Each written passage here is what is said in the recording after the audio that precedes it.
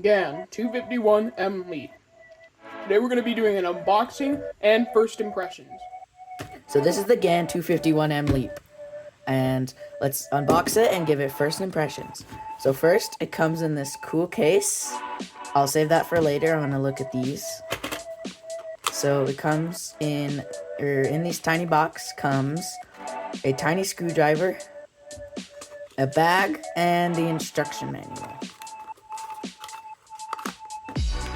Next is the JES nuts, where you can change the tension by taking these out and putting them in the middle. Let's open up the box. Ooh, yeah, that's nice. First impressions.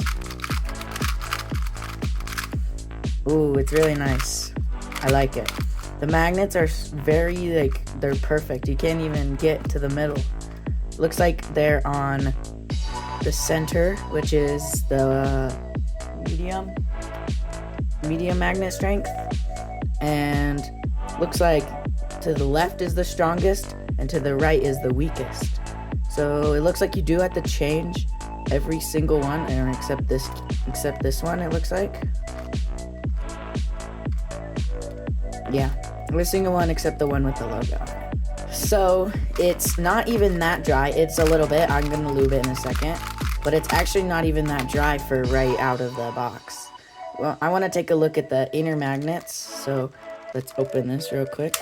Okay, I finally got it open, and it looks like these go into the center, hence the center magnets, I guess, and they work pretty good. And then also it looks like there's some right there which connect the pieces together.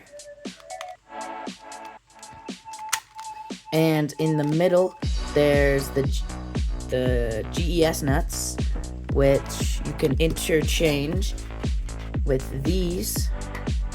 And right now, I think it's a little bit too tight, so...